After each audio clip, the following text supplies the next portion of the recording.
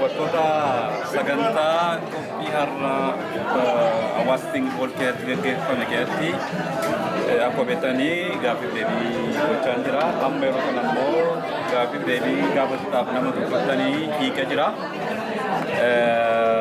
Mee ani qofa dubbachuu dura maqaadhaaf gita hojii keessanii. Ayyee galatooma gaaffii keessaniif an duraan dursee maqaa kiyyaa Adam Jaalatoo jedhama. Itti gaafatama hawaasa Tingibol Moro Oromistaan kanaati. Kanuma. Darbees immoo baay'ee namatti tola. Amma kan ilaalaa jirutti uffannaa miidhagaadha kan dhaabachaa jirtanii. Uffannaan kun aadaa isaati. Aadaa fi Arsii Baalee walumatti fayyadamnaan lamaanuu Arsii Baalee tokko. Akkuma dhaga'ee itti gaafatamaa hojii gaggeessaa hawaasa Tingiboliif Oromistaan jedhanii hojjetaa jirtanii beeksisaniitu. Mee akkamitti jalqabuu dandeessanii hawaasa Oromoo dana keessatti? Inni kun bu'aa bahii baay'ee keessa darbinee as geenyeerra akka itti jalqabuu yaalle hawaasni Moro Oromistaan kun hawaasa baddaa hawaasa warra kaawwan irraa fagaatanii jiran Oromoota kaawwan irraa fagaatanii jiraatan waan ta'eef ofii keenya maaf aadaa rakkinnaa fi gadadoo sabni keenya keessa jiru maaf uummata keessa jiru kana hin ibsine jedhu keessa keenyatti uumame jennaan kanarraa jalqabuu yaadne jechuudha. Baay'ee bakka gaariidha. Mee aadaa kana guddisuudhaaf saba naannoo kana keessa jiran saba Oromoo wajjin taatanii akkasumas immoo saba aadaa warra kana wajjin deemuudhaaf karoorri keessa gara fuulduraatti jiru maal fakkaata?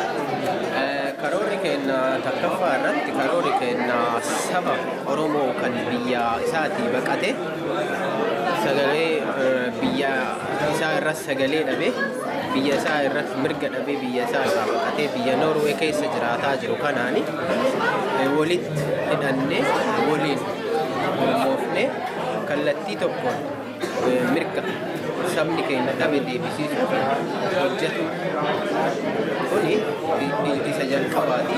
Karaan ittiin hojjetu barbaannu immoo walitti dhufeessaan konfiraansii adda addaa qopheessinee konfiraansota sanniin irratti affeeramuu fi haala kanaan akka yaadamee jiruttis Noorwee keessatti Oromoo Seentar hojjetamuuf ta'a. Uumama Oromoo Seentar sanaa fi koominiitiin keenya yookaan hawaasni keenya kun gaariidha jedhee yaada. Gama warra Noshkii yookaan warra Norweejiyaan waliin hojjetu ilaalchiseeti isa intigireeshinii jennu san isaan sanii waliin hojiilee fedhiinsa irratti hundaa'an dalaguu akkasumas afaan baratu afaan barannee hojii barbaadatuuf afaan dirqama baratu saba keenya irra waan jiruuf carraa kanneen isaan waliin deemnee hojjetuun baay'ee gaarii barbaachisaa waan ta'eef karaa kanaan hojjetu. Baay'ee sagantaa nama gammachiisudha. Arras ibsa isin kennaa turtan irratti baay'ee nama ture. Mee kuni sochiin akka kanatti saba Oromoo naannoo kana jiran xiqqoo lakkoofsa illee torba yoo guutan hunda fuudhaaf torba jaalan taatanii saba Oromoo ta'an immoo soomina adda addaa keessa kan jiraatan hawaasa adda addaa keessa jiraatan kan irra caalachaa jiru. Beesa kanaaf dhaamsa maalii dabarsitu?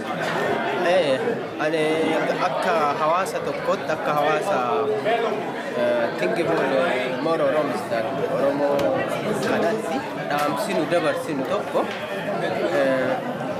ijjiin sodaataa jedhan akka biyyatti ijjiin sodaataa yoo hojiitti ka'anii jedhan wanti hunduu salphaadha.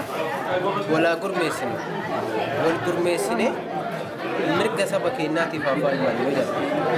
Kana dhaamsinu bara hedduu gabrummaa keessatti hafuun salphina. Gabrummaan immoo uummata keenyaa irratti rakkoo inni fidaa jiru eenyuufuu dhoksaa waan hin taaneef kanaaf wal gurmeessine bakka fagoo adda adda jirrullee fageenni osoo nu hin daangessini fageenya jiru sana dhiyootti jijjiirree saba keenyaaf akka bu'aa argamsiisu jedhaa dhaamsi biyyaa kana. Obbo Adam itti gaafatamaa Kingifoon roobsan gadi hawaasa Oromoo gabaabaa naalantanii guddaa isin galatoomaa. Isinis galatoomaa baay'ee ulfaadhaa isin.